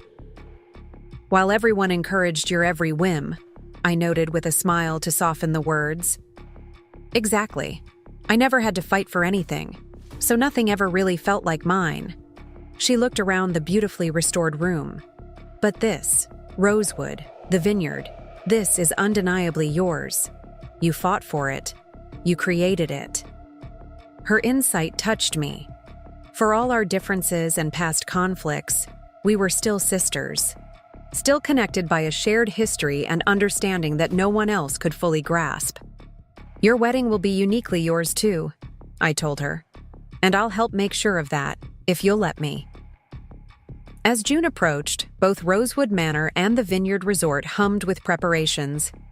I'd assembled talented management teams for both properties, allowing me to divide my time effectively between them. Bookings for summer events were already coming in, with many clients intrigued by the option to choose between the historic elegance of Rosewood and the established prestige of the vineyard. The week before my wedding, I stood in Rosewood's ballroom, watching as final touches were put in place. The room glowed with the soft light from the restored chandeliers. The parquet floors gleamed, and the ceiling medallion I'd painstakingly restored drew the eye upward with its delicate patterns. Jake found me there, lost in contemplation. "Having second thoughts?" he teased, slipping his arm around my waist. "Just the opposite," I replied, leaning into him. I was thinking about the journey, not just restoring Rosewood, but everything that led to this moment. "Including the showdown with your family?" I laughed. "Especially that. It was a long time coming, but maybe we needed that confrontation to break old patterns." He nodded thoughtfully. "Your father called me today, you know. Wanted to make sure I understood what an extraordinary woman I'm marrying, as if I needed telling." "Dad said that?" I asked, surprised. His exact words were, "My daughter has more business acumen and determination than most men I've met in 40 years of banking. Don't ever make the mistake of underestimating her." Tears pricked at my eyes. After a lifetime of feeling undervalued by my family, my father's words, even delivered secondhand, meant more than I could express. On the morning of our wedding day, I woke in the caretaker's cottage for the last time. After today, Jake and I would move into the fully restored upper floor of Rosewood Manor, with its master suite overlooking the gardens and lake beyond. The day unfolded like a dream. Rosewood Manor had never looked more beautiful, with morning sunlight streaming through the restored stained glass, fresh flowers from the gardens arranged in antique vases throughout the house, and every historical detail polished to perfection. Vanessa proved to be a surprisingly effective wedding coordinator, managing last-minute details with efficiency and grace. She'd created stunning floral arrangements that complemented Rosewood's historic character, while incorporating personal touches that reflected Jake's and my tastes. As I prepared to walk down the grand staircase to where Jake waited in the flower-filled conservatory, my father took my arm. "I've been blind," he said quietly. "All these years I never saw what was right in front of me. How extraordinary you are, Meredith. How capable. I'm sorry it took something as dramatic as you buying the vineyard to make me see it. Better late than never, I replied. The same words I'd said to Vanessa weeks earlier, but this time with a full heart rather than resignation. I'm so proud of you, he continued, his voice thick with emotion. Not just for your business success, but for who you are, your vision, your determination, your integrity. As the music began and we descended the staircase I'd so lovingly restored, I looked out at the gathered guests, friends, colleagues, craftspeople who had worked alongside me to bring Rosewood back to life, and yes, family members who were finally beginning to see me clearly. Jake waited below, his face illuminated with love and pride. Beyond him, through the conservatory's glass walls, I could see Rosewood's gardens in full bloom, the result of years of careful planning and patient cultivation. In that moment, I understood that what I'd built wasn't just a business or even a beautifully restored property. It was a life of purpose and passion, filled with relationships that, like Rosewood itself, were being restored and transformed into something even more beautiful than before. And as I joined hands with Jake, ready to begin our life together in the home we would share and the business we would nurture, I knew that some things worth having are worth fighting for. Whether that's a historic property, a wedding date, or the simple recognition of your own worth. The next morning dawned clear and bright, a perfect spring day that seemed to mock the tension of the previous evening. I woke early, my mind already racing with everything that needed to be done now that I'd publicly revealed my acquisition of the Vineyard Resort. The carefully planned marketing campaign would need to be accelerated, staff at both properties informed of the new ownership structure, and a unified booking system implemented. Jake was still sleeping peacefully beside me, his face relaxed in a way it hadn't been during last night's confrontation. I slipped out of bed quietly and made my way to the small office I'd set up in what had once been a ladies' sitting room off the master bedroom. The morning light streamed through the original stained glass panels I'd had restored, casting jewel-toned patterns across the antique desk. I had just opened my laptop when my phone buzzed with a text. To my surprise, it was from my father. "Are you available for breakfast? Just me. There's a conversation we should have." This was unexpected. My father rarely initiated one-on-one meetings, especially not after family confrontations. Typically, he retreated behind work commitments, leaving my mother to smooth over any emotional fallout. After a moment's hesitation, I replied, "Brighton Cafe, 8:30? His response came quickly, "I'll be there."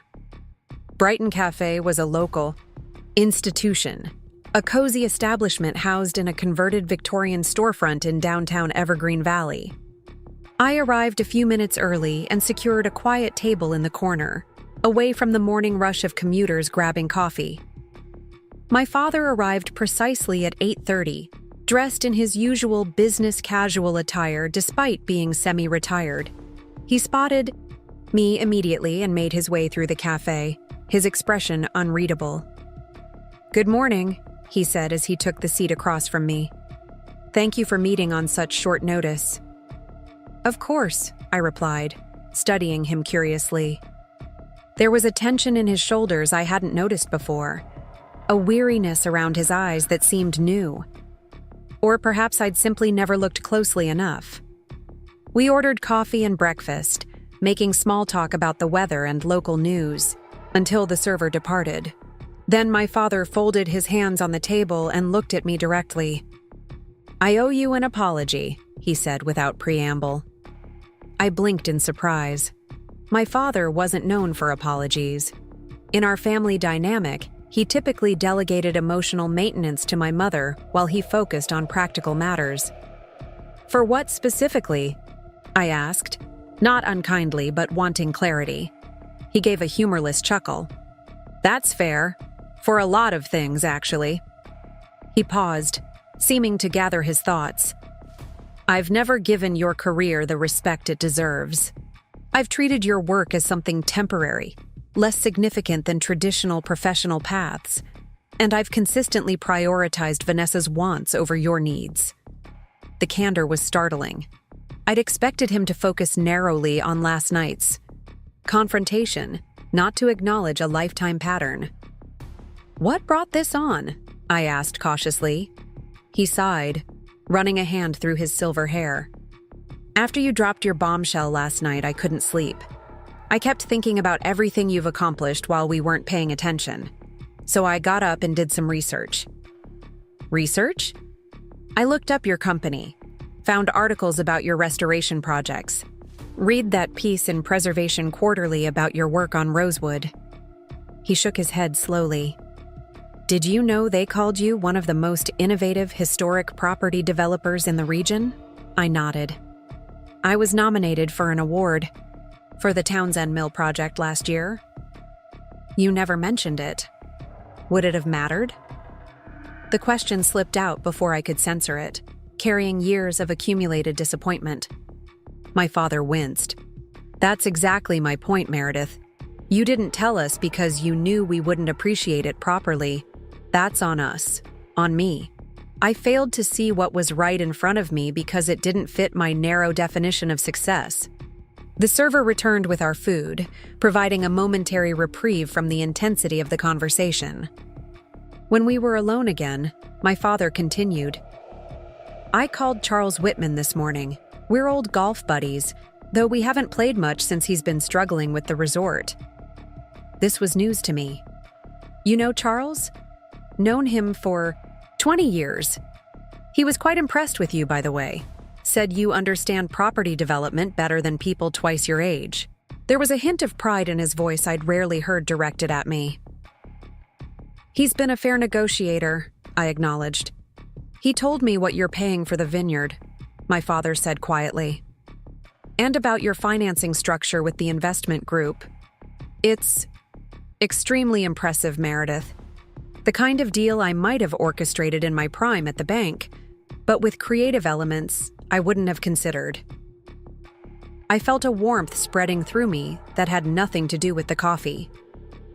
My father, the successful banker who had financed countless businesses throughout the valley, was acknowledging my financial acumen. It shouldn't have mattered so much at 35, but it did. "Thank you," I said simply. "I've been asking myself why I never saw it," he continued, pushing his eggs around his plate. "Why I could recognize business talent in strangers, but not in my own daughter. And I realized something uncomfortable." He paused, and I waited, giving him space to continue. "I never wanted you to follow in my footsteps," he admitted finally. "Banking, finance, property development, they're demanding fields. The hours are brutal, the stress is constant, and the failures can be devastating. I wanted to protect you from that." "So you dismissed my career choice altogether?" I asked, trying to keep the edge from my voice.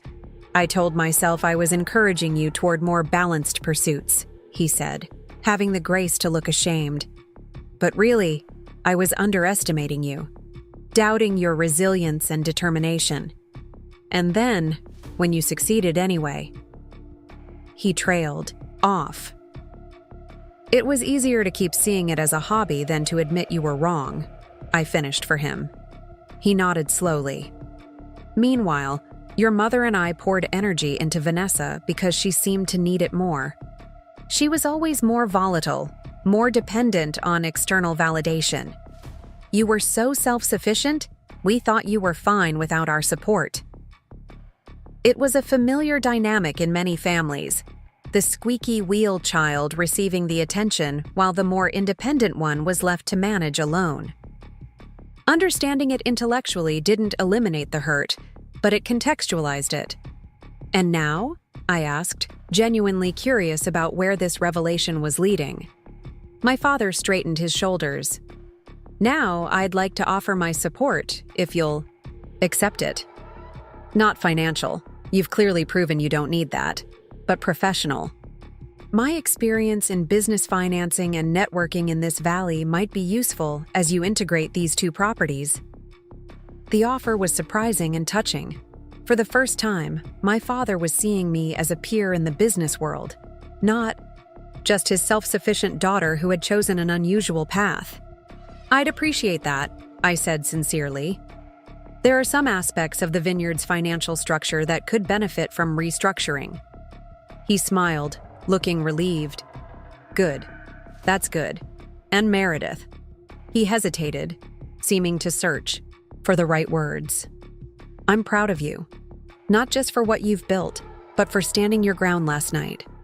You've become a formidable woman." Coming from my traditional father, this was high praise indeed. We spent the rest of breakfast discussing the vineyard's financial challenges and opportunities for synergy between the two properties. For the first time in my adult life, I felt my father truly engaging with my professional world, offering insights without undermining my authority or questioning my judgment. As we were finishing our coffee, he brought up the wedding date conflict.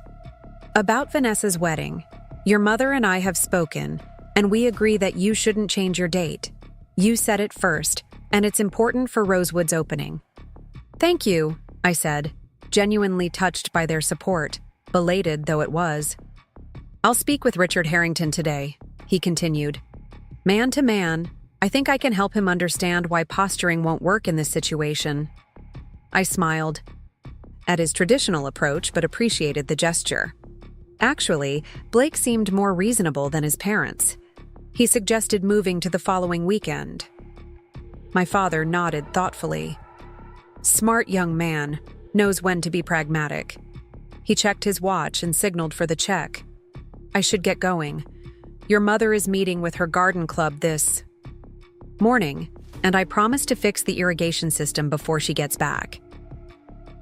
As he paid the bill, waving away my attempt to split it with a dad's prerogative comment, I felt a subtle shift in our relationship. Not a complete transformation, but a step toward mutual respect that had been missing for too long. "Thank you for breakfast," I said as we walked to our cars. "And for the conversation." He nodded, a bit awkward with emotional moments as always. "I meant what I said, Meredith. I'm proud of you. And I'm sorry it took me so long to see what you've built." We parted with a brief hug, more meaningful than the perfunctory embraces we usually exchanged at family gatherings. As I drove back to Rosewood, I found myself reflecting on how one revelation, my acquisition of the vineyard resort, had catalyzed changes in family dynamics that years of conversation might never have accomplished. Jake was in the kitchen when I returned, making coffee and checking emails on his tablet. "How was breakfast with your dad?" he asked, looking up with curiosity. "Surprisingly good," I replied, accepting the mug he offered. He actually apologized for not taking my career seriously, said he's proud of me. Jake raised his eyebrows. "Frank Collins admitted he was wrong about something. Should we check for flying pigs?" I laughed, feeling lighter than I had in days.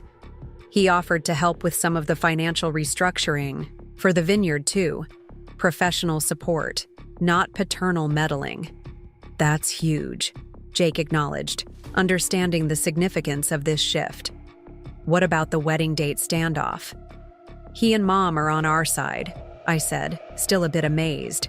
"By this development, he's going to talk to Richard Harrington today." Jake whistled low. Impressive what buying one luxury property can do for family dynamics. His wry observation made me laugh again, acknowledging the absurdity. Apparently, I should have purchased landmark properties years ago. The rest of the morning passed in a flurry of activity. My assistant at Rosewood, Ellie, arrived with updated timelines for the remaining renovation work. The marketing consultant I'd hired for both properties needed direction on how to announce the acquisition, and the vineyard's current manager called, anxious about what the ownership change would mean for staff. I was in the middle of reassuring him when Vanessa called. For a moment, I considered letting it go to voicemail, not ready for another confrontation. But curiosity won out. "Hello, Vanessa," I answered, keeping my tone neutral. "I need to see you," she said without preamble. "Alone. Can we meet somewhere?" I'm pretty booked today with the acquisition. Please, Meredith, she cut in, her voice lacking its usual imperious tone. It's important. Something in her voice, a vulnerability I rarely heard from my confident sister, made me reconsider. I'll be at the vineyard around 2 for a meeting with the staff. We could meet at the lakeside gazebo afterward, around 3:30? I'll be there, she promised, then hung up without the usual pleasantries. I stared at my phone for a moment, wondering what this meeting would bring. Vanessa was unpredictable at the best of times, and the events of last night had undoubtedly rattled her carefully constructed plans. Everything okay? Jake asked, noticing my expression. Vanessa wants to meet, I explained. She sounded different. He raised an eyebrow. Different good or different concerning? Hard to tell. With Vanessa, I admitted. But I'm meeting her at the vineyard later today. Jake nodded, understanding my need to resolve things with my sister despite our complicated history. Want me to come as backup? I shook my head. I think this needs to be just us, sister to sister. The morning and early afternoon passed, quickly as I finalized the staff announcement for the Vineyard Resort. Charles had agreed to introduce me to the employees personally, easing the transition by showing his confidence in my leadership. The meeting went surprisingly well, with most staff expressing relief that the property would remain independently owned rather than being absorbed by a corporate chain, as they had feared. After addressing their questions and assuring them that no immediate staffing changes were planned, I made my way to the lakeside gazebo where I'd agreed to meet Vanessa. The structure was one of the vineyard's most picturesque features, a white-painted Victorian folly perched on a small hill overlooking the water, surrounded by carefully tended flower beds. Vanessa was already there when I arrived, sitting on one of the benches with her back very straight, hands clasped tightly in her lap.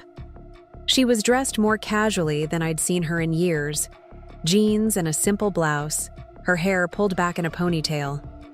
Without her usual armor of designer labels and perfect makeup, she looked younger, more vulnerable. She stood as I approached, her expression uncharacteristically uncertain. "Thank you for meeting me," she said formally. "Of course," I replied, taking a seat on the bench opposite her. "What's on your mind?" Vanessa remained standing, pacing the small space of the gazebo. "I've been thinking all night about what happened at dinner," she began. "About how you revealed buying this place and how everyone reacted." I waited, letting her find her way to whatever point she needed to make. "And I realized something," she continued, stopping to face me. "This isn't really about the wedding date, is it? It's about something much deeper." The insight surprised me. Vanessa was perceptive when she wanted to be, but she rarely applied that perception to family dynamics. "What do you think it's about?" I asked carefully. "It's about me always getting what I want at your expense," she said bluntly. "It's about Mom and Dad consistently prioritizing my wishes over yours. It's about me never having to work for anything while you've worked for everything." I blinked, taken aback by her accuracy. "That's pretty insightful." She gave a humorless laugh and finally sat down. "Blake and I had a massive fight after we left last night. He said I was being childish and entitled about the wedding date, said he was embarrassed by how I treated you. This was unexpected. I'd assumed Blake would back Vanessa unconditionally, as most people in her orbit tended to do. He actually told me he was impressed by what you've accomplished," she continued, a note of wonder in her voice. "Said he wishes his clients had half your business sense." "That's generous of him," I said, still trying to gauge where this conversation was heading. Vanessa nodded, then took a deep breath. "The thing is, Meredith, he's right. I've been entitled and selfish, not just about the wedding, but about everything.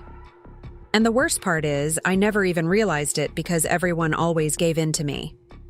She looked around at the scenic view, the vineyards stretching toward the mountains.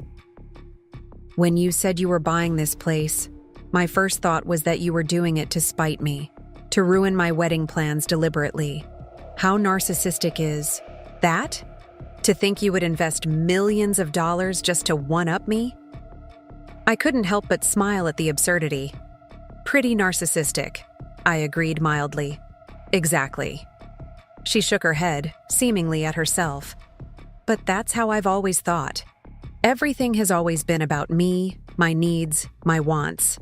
And you've always been the one who had to accommodate, to give in, to step aside. This level of self-awareness was entirely new from Vanessa. I wondered what had catalyzed it. Blake's criticism, the shock of my acquisition announcement, or perhaps something that had been building for longer than I realized. So, what now? I asked, genuinely curious about where she was going with this revelation. Vanessa squared her shoulders, looking more like her confident self. Now I'm going to do the right thing for once. Blake and I are changing our wedding. Date to June 22nd. We've already notified his parents and started contacting vendors to rearrange everything. Really? I couldn't hide my surprise. I'd expected a compromise at best, not a complete concession. Really, she confirmed. Your date was set first, and Rosewood's opening is important to your business. It's the right thing to do. She paused, then added quietly, and maybe it's time I learned what it feels like to not always get my way. The admission was so unlike the sister I knew that for a moment, I wondered if this was some elaborate strategy. But the genuine discomfort on her face, the way she fidgeted with her hands, these weren't the polished mannerisms of Vanessa in manipulation mode. Thank you, I said simply. That means a lot to me. She nodded, looking relieved. There's something else. I'd like to help with your wedding if you'll let me. Not take over, she added hastily, seeing my expression. Just help. I'm actually good at event planning. It's not just a resume filler job Mom got me. The offer was unexpected, but touching. Despite our complicated history, there was still a bond between us, frayed and tested, but not entirely broken. What did you have in mind? I asked cautiously. Whatever you need, she said earnestly. Floral arrangements, day of coordination, guest management, those are my strengths. But it's your wedding, your vision. I just want to contribute something positive for once. The sincerity in her voice was impossible to miss. This was Vanessa offering an olive branch in the most genuine way she knew how. I could use help with the floral arrangements, I admitted. The gardens at Rosewood will be in bloom, but I haven't had time to finalize the design for the indoor spaces. Vanessa's face lit up with genuine enthusiasm. I'd love that. I've been studying historical floral arrangements, and I have some ideas that would complement Rosewood's Victorian character perfectly.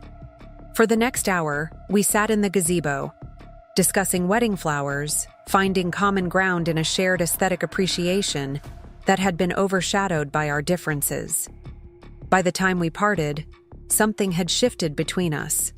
Not a complete transformation, but a step toward a healthier relationship. I'll stop by Rosewood tomorrow with some design boards, Vanessa promised as we walked back toward the parking area. If that works for you? That would be perfect, I agreed. Around 11?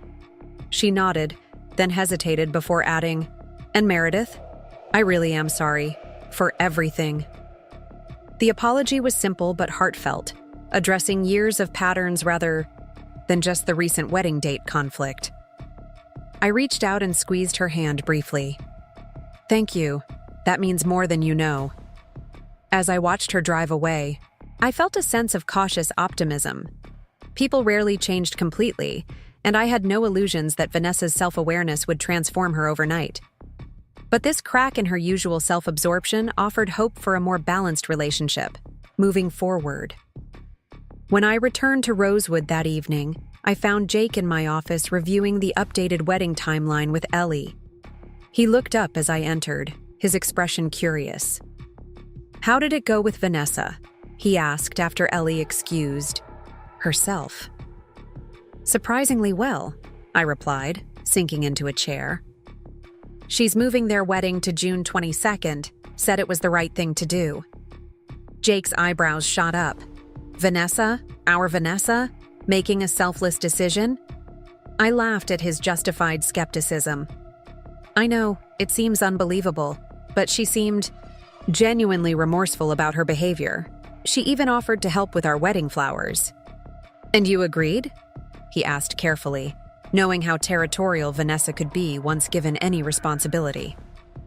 "Within clear boundaries," I assured him. "She's bringing design boards tomorrow for approval.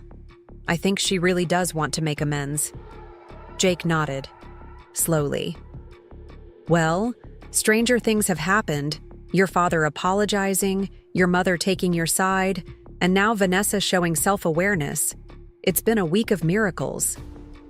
"All it took was buying a multi-million-dollar resort," I joked, though there was truth behind the humor. My family had finally been forced to see me clearly, to acknowledge what I'd built while they weren't paying attention. The next few weeks passed in a whirlwind of activity. With the acquisition of the Vineyard Resort finalized, I divided my time between overseeing the final touches at Rosewood and implementing initial changes at the Vineyard.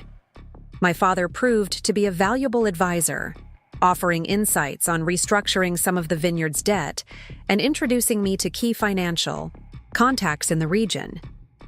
Vanessa, true to her word, took on the floral arrangements for our wedding with surprising dedication and restraint. She presented beautiful design concepts that honored Rosewood's historic character while incorporating personal touches that reflected Jake's and my tastes. When I suggested modifications, she accepted them gracefully rather than pushing her vision. "The flowers are coming together beautifully," I told Jake one evening as we reviewed Vanessa's latest mock-ups spread across the dining room table. "She's actually been a huge help." "I'm glad," he said sincerely. "It's nice seeing you two collaborate instead of compete." His observation was apt. For perhaps the first time in our adult lives, Vanessa and I were working together rather than positioning against each other. The dynamic wasn't perfect. Old habits occasionally surfaced, but there was a genuine effort on both sides to build something healthier.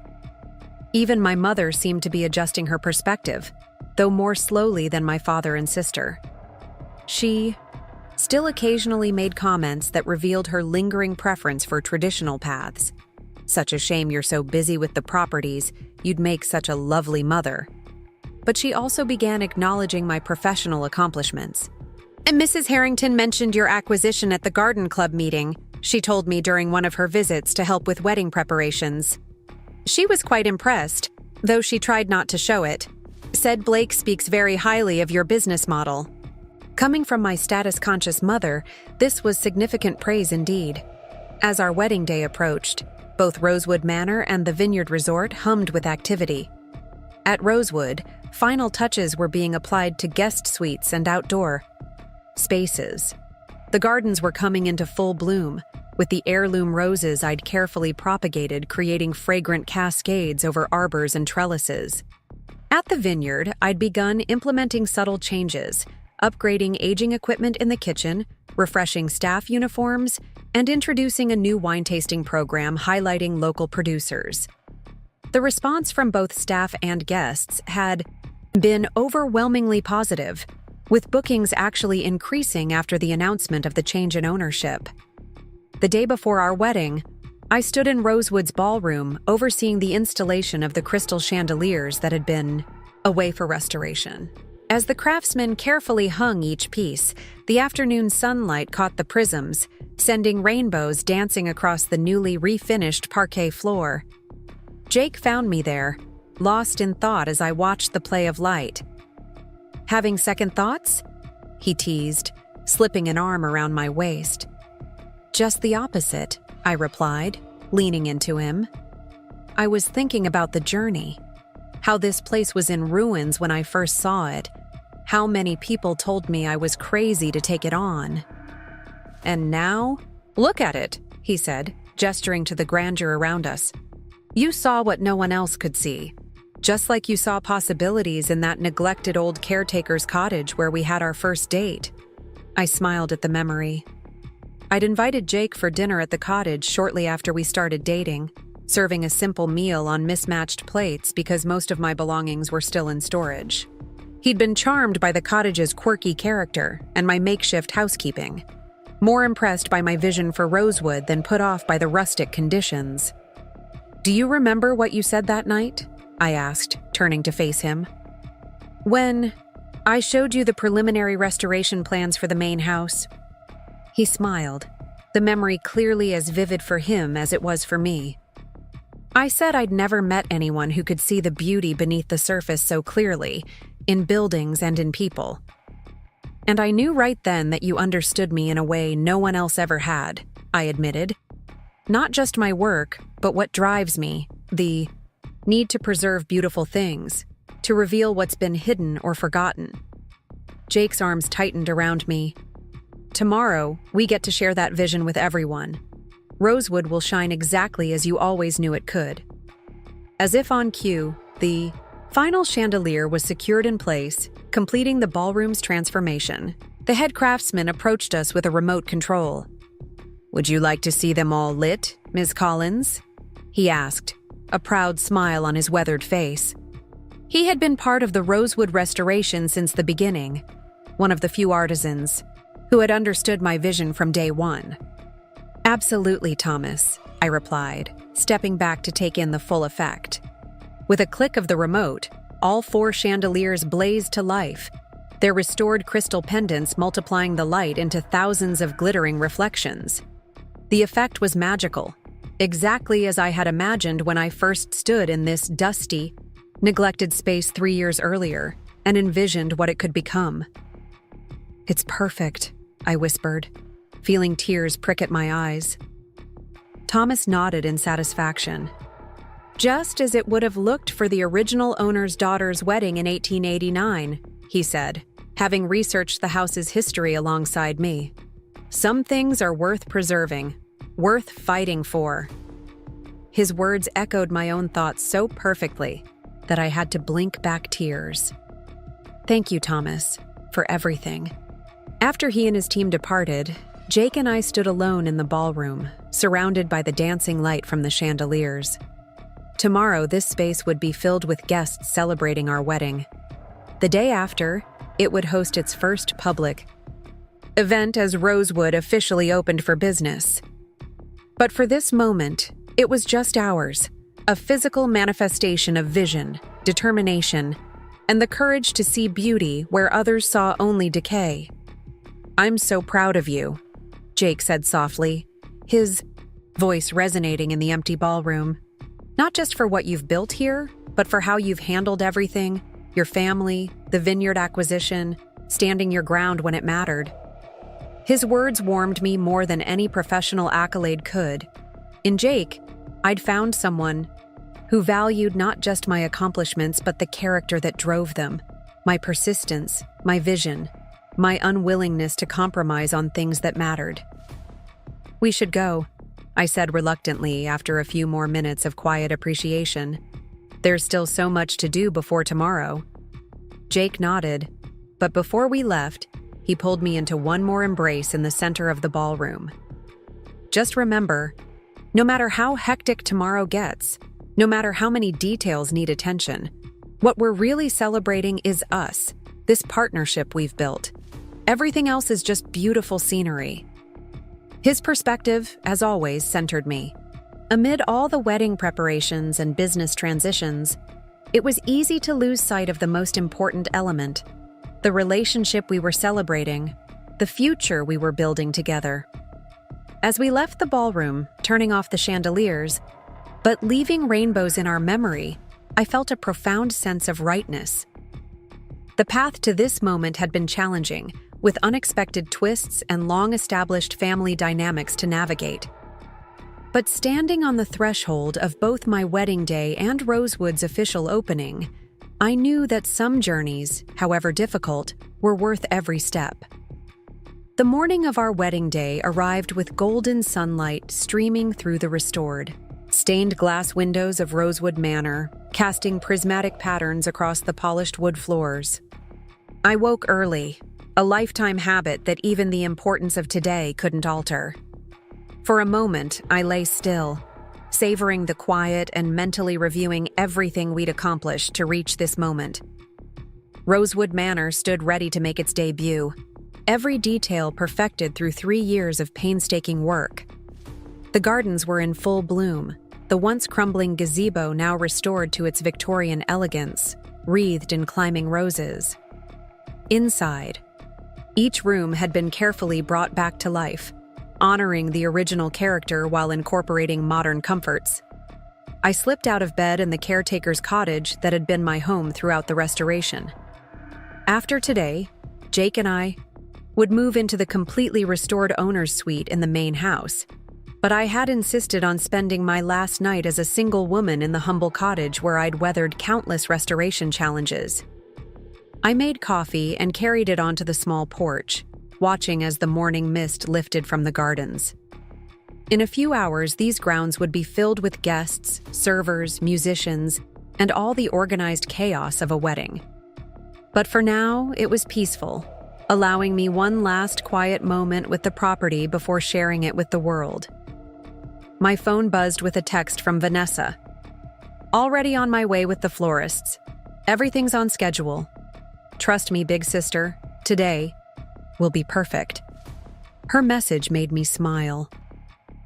In the weeks since our confrontation about the wedding dates, Vanessa had thrown herself into helping with my wedding preparations with unexpected dedication and competence. She had managed the floral arrangements with exquisite taste, coordinating with the historical aesthetic of Rosewood while ensuring the designs felt fresh rather than stuffy. More importantly, she had respected my vision rather than imposing her own, a significant evolution in our relationship. I texted back a simple "thank you" and finished my coffee, knowing the day would soon accelerate into a whirlwind of activity. As if on cue, a car crunched up the gravel driveway. My mother, arriving with the hair and makeup team. "There you are," she called, spotting me on the porch. "Still in your robe? Meredith, we have so much to do."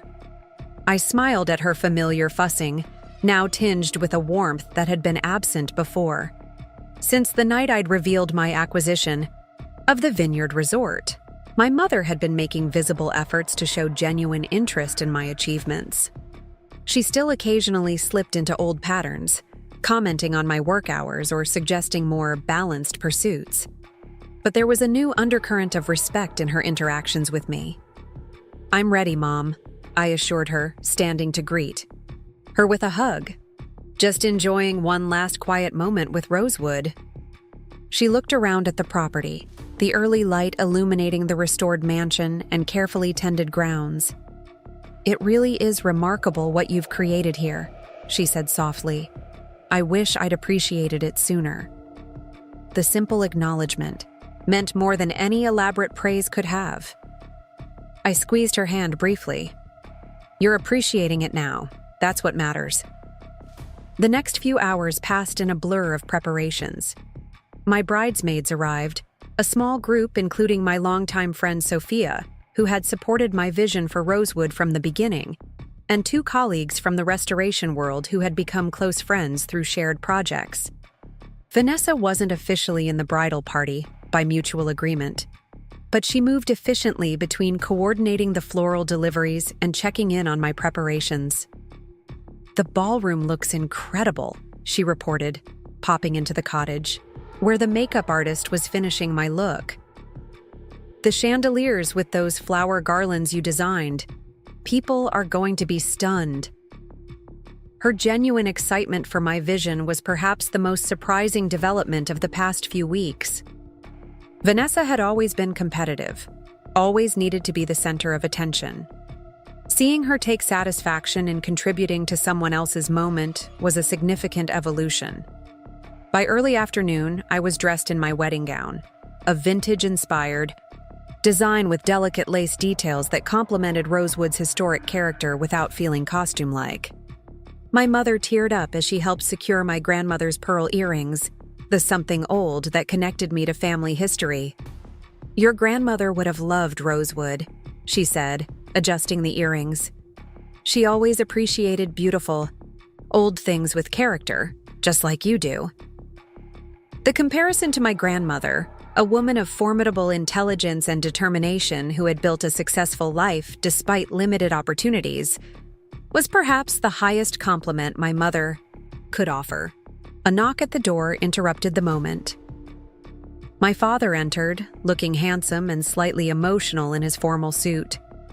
He stopped when he saw me, his usual composure faltering. "Meredith," he said softly, "you look..." He cleared his throat. "Extraordinary." Coming from my typically reserved father, this was high praise indeed. He crossed the room and took both my hands in his. "I'm so proud of you, not just today, but for everything you've built. This place, your business, the person you've become." The words I'd waited decades to hear from him. I blinked back tears, not wanting to ruin the makeup artist's careful work. "Thank you, Dad. That means everything." He nodded, emotion making him characteristically brief. "The guests are arriving, and Jake is waiting at the gazebo, looking only slightly terrified." This made me laugh, breaking the emotional intensity of the moment. "We should probably not keep him waiting then." My father offered his arm, and we made our way from the caretaker's cottage toward the main house. The plan was to walk through Rosewood's grand entrance hall and out to the gardens, where the ceremony would take place beside the restored Victorian gazebo surrounded by blooming roses. As we approached the main house, I could see guests being seated in the garden, the string quartet playing softly, and Jake standing with the officiant near the gazebo, tall and handsome in his dark suit. The sight of him, my partner in both, life and vision, calmed any remaining nerves. We paused in Rosewood's entrance hall, waiting for our cue. This space, with its soaring ceiling and grand staircase, had been one of the most challenging restoration projects. When I'd first acquired the property, water damage had compromised the elaborate plaster ceiling medallion, and the original black and white marble floor had been covered with cheap linoleum. Now, after countless hours of work, it stood in its original glory, ready to welcome guests to Rosewood Manor for decades to come. My father squeezed my hand gently. "Ready?" I nodded, feeling a profound sense of rightness. This was exactly where I was meant to be, marrying the man who had supported my vision at every step, surrounded by the beauty we had worked together to restore. The doors to the garden opened, the string quartet began the processional music, and we stepped out into the sunshine. The gathered guests turned to watch our approach, their faces reflecting admiration and joy. I caught glimpses of colleagues from the restoration world, friends who had supported me through the challenging renovation, and even a few local preservation society members who had initially doubted my vision for Rosewood. As we walked down the garden path toward the gazebo, I also noticed Richard and Diana Harrington seated near the back, their presence surprising, but not unwelcome.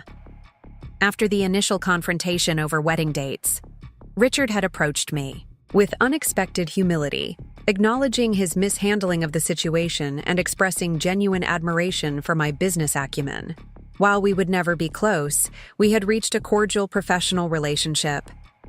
Jake's face as I approached was everything I could have hoped for: love, pride, and absolute certainty radiating from his smile. When my father placed my hand in Jake's, the symbolic gesture felt truly meaningful, a passing of trust rather than an outdated tradition. The ceremony itself was brief but heartfelt, with vows we had written ourselves that acknowledged not just our love for each other, but our shared values and vision. As we exchanged rings under the rose-covered gazebo, with Rosewood Manor standing proudly behind us, I felt the culmination of many journeys: personal, professional, and familial. "I now pronounce you husband and wife," the officiant declared, his voice carrying across the garden. "You may kiss the bride." Jake's kiss was gentle but sure, a promise of partnership that went far beyond the traditional marriage vows. The guests applauded as we turned to face them as a married couple, the sun casting a golden glow over the gathering. The reception that followed was everything I had envisioned for Rosewood's debut as an event venue. Guests moved from the garden, ceremony to cocktails on the terrace, then to dinner in the ballroom where the restored chandeliers cast prismatic light over tables decorated with Vanessa's exquisite floral arrangements. The catering team executed the locally sourced menu perfectly, servers moving efficiently through the historic spaces. Throughout the evening, I received countless compliments not just on the wedding, but on Rosewood itself. Preservation Society. Members who had initially questioned the feasibility of the restoration now asked for tours. Local business owners inquired about booking events. Even Diana Harrington approached me during the reception to admire the restoration of the original parquet floors. A genuine compliment from a woman not known for her warmth. "You've created something truly special here," she said, gesturing to the ballroom. "Blake has been telling Richard that your business model for integrating Rosewood and the vineyard is quite innovative. He's quite impressed." Coming from the Harringtons, who had initially dismissed Rosewood as inferior to the vineyard resort, this was significant praise. "Thank you," I replied simply. "Both properties have their unique character and appeal. The challenge is honoring that while creating a cohesive brand." She nodded with newfound respect. "Well, if tonight is any indication, you're more than equal to the challenge." As the evening progressed, I found a quiet moment with Vanessa near the dessert table. She was watching the dancing with a contemplative expression, unusually subdued for my typically effervescent sister. "Everything is perfect," I told her sincerely.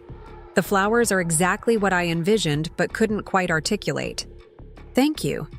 She smiled, looking genuinely pleased by the compliment. "I'm glad. I wanted to get it right for you." She hesitated, then added, "You know, watching you these past few weeks, managing the vineyard acquisition, finalizing Rosewood, planning this wedding, I've realized something." What's that?" I asked, curious about her unusually reflective mood. "I've spent my whole life focusing on appearances, on what other people think, on creating the perfect image," she said slowly. "And you've been building something real, something that will last." She gestured around at Rosewood's ballroom.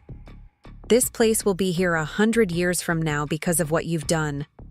That's a legacy, Meredith." Her insight surprised me. Vanessa had always seemed content with the superficial trappings of success, the right clothes, the right social connections, the envy of others. This appreciation for lasting impact represented significant growth. "Your wedding is going to be beautiful too," I offered. "And at the vineyard, it will have its own special character." She nodded. "Yes, but it will be just one day. What you've built here and at the vineyard, that's something else entirely." She squared her shoulders, seeming to come to a decision. "Actually, I wanted to talk to you about something. Blake and I have been discussing my career path, and I'm thinking about going back to school for historic preservation management." I nearly choked on my champagne. "Really? That's unexpected." She laughed at my obvious surprise. "I know, right? But working with you on the wedding flowers, researching historically accurate arrangements, learning about Rosewood's history, I've actually loved it. And Blake's family has this summer estate in Newport that's been neglected for years. He thinks I might have a knack for overseeing its restoration." The idea of Vanessa finding passion in preservation work was surprising, but not implausible. She had always had an eye for beauty and detail, and her organizational skills were considerable when she applied them. What was more significant was the shift in how she saw herself, not just as someone who married into success, but as someone who could create something meaningful. "If that's something you're truly interested in, I'd be happy to introduce you to some of my contacts in the field," I offered. There's a certificate program at the university that's excellent for people transitioning into preservation work. Her face lit up with genuine enthusiasm. I'd love that. Thank you. Our conversation was interrupted by the band announcing the last dance of the evening. Jake appeared at my side, offering his hand with a smile. May I have this dance, Mrs. Bennett Collins? We had decided to hyphenate our last names, a small but meaningful acknowledgement that our marriage was a true partnership, not the subsuming of one identity into another. As Jake led me onto the dance floor for our final dance as newlyweds, beneath the sparkling chandeliers of Rosewood's ballroom, I caught glimpses of the people who had been part of this journey. My parents watching with uncharacteristic emotion, Vanessa deep in conversation with one of my preservation colleagues, the craftspeople who had helped restore Rosewood beaming with pride at what we had accomplished together. Happy? Jake murmured as we swayed to the music. Beyond words, I replied honestly. Everything we've worked for, everything we've built, it's all come together perfectly. He smiled, his eyes reflecting the glittering light from the chandeliers. And this is just the beginning. Imagine what we'll create next. His words filled me with anticipation rather than pressure. With Jake, with Rosewood, with my expanded business encompassing the Vineyard Resort, and even with my evolving family, relationships, I was building something meaningful and lasting. Not perfect, not without challenges, but authentic and deeply satisfying. As the evening drew to a close, guests began to depart, many lingering to offer final congratulations or to arrange future visits to Rosewood. My parents approached as Jake and I stood in the entrance hall bidding farewell to the last guests. "We're so proud of you," my mother said, embracing me warmly. "The wedding was beautiful, but what you've created here at Rosewood, that's the true accomplishment." My father, never one for elaborate expressions of emotion, simply squeezed my shoulder. "You've proven me wrong in the best possible way, Meredith. I couldn't be prouder." Their acknowledgement, coming after years of dismissing my career choices, was deeply meaningful. Not because I still needed their approval at 35, but because it represented a hard-won shift in our family dynamic, a new respect based on genuine recognition rather than obligation. After the last guest had departed and the staff had begun the efficient cleanup that would restore Rosewood to pristine condition by morning, Jake and I found ourselves alone in the entrance hall. Tomorrow would bring new challenges, the official opening of Rosewood Manor as an event venue, the ongoing integration of the Vineyard Resort into our business model, and the everyday work of marriage and partnership. But tonight, in the quiet aftermath of celebration, we stood together in the home we had restored, surrounded by beauty we had uncovered and preserved, secure in the knowledge that we had created something that would outlast us both. "Ready to see the suite?" I asked, taking Jake's hand. We had decided to spend our wedding night in Rosewood's newly completed owner's suite, marking the transition from my time in the caretaker's cottage to our shared future in the main house. He nodded, his smile conveying understanding of all the layers of meaning in this moment. Together, we climbed the grand staircase that I had painstakingly restored, past the stained glass window that now glowed with moonlight rather than sunlight, toward the suite that would be our private sanctuary within this public space. The ski owner's suite occupied the southeast corner of the second floor, with windows overlooking both the formal gardens and the lake beyond. I had restored it with particular care, balancing historical accuracy with modern comfort. The original fireplace with its hand-carved mantel now contained an efficient gas insert. The bathroom featured vintage-inspired fixtures with modern plumbing. The four-poster bed was an antique I'd found at an estate sale, carefully restored to its original beauty. Jake paused in the doorway, taking in the space that perfectly balanced preservation and innovation, just as our relationship balanced respect for individual identity with the strength of partnership. "It's perfect," he said simply, understanding. All that this room represented in the context of Rosewood's restoration and our relationship. "Welcome home," I replied, the words carrying the weight of all we had built together and all we would create in the future. Later, as moonlight filtered through the restored original lace curtains, I thought about the journey that had brought me here. From the first moment I'd seen Rosewood Manor in its neglected state and recognized its potential, through the years of challenging restoration work, to the confrontation with my family that had finally shifted long-established dynamics, every step had been necessary to reach this moment of completion and new beginning. The road hadn't been easy. There had been financial challenges, technical obstacles, and moments of doubt. There had been the lifelong pattern of being overlooked by my family, the constant pressure to give way to Vanessa's wants, the struggle to be taken seriously in a field still dominated by men. But I had persevered, staying true to my vision, for Rosewood, even when others couldn't see it. I had stood firm when my sister tried to commandeer my wedding date, breaking a lifetime pattern of accommodation. And in doing so, I had catalyzed changes not just in my professional life, but in my family relationships, changes that promised healthier connections moving forward. Jake stirred beside me, his hand finding mine in the moonlight. "What are you thinking about?" he murmured sleepily. "Everything that led us here," I replied honestly. "All the challenges and victories that made today possible." He nodded, understanding as always. That's what makes it meaningful. If it had been easy, it wouldn't be nearly as satisfying. His insight resonated deeply. The value of Rosewood, of our relationship, of the changes in my family dynamic, all were heightened by the effort they had required, the obstacles overcome, the persistence needed to bring them to fruition. Tomorrow would bring new challenges. The business of managing 2 premier properties would be demanding. Integrating their operations while preserving their distinct characters would require creativity and careful planning. And family relationships, even improved ones, would always have their complexities.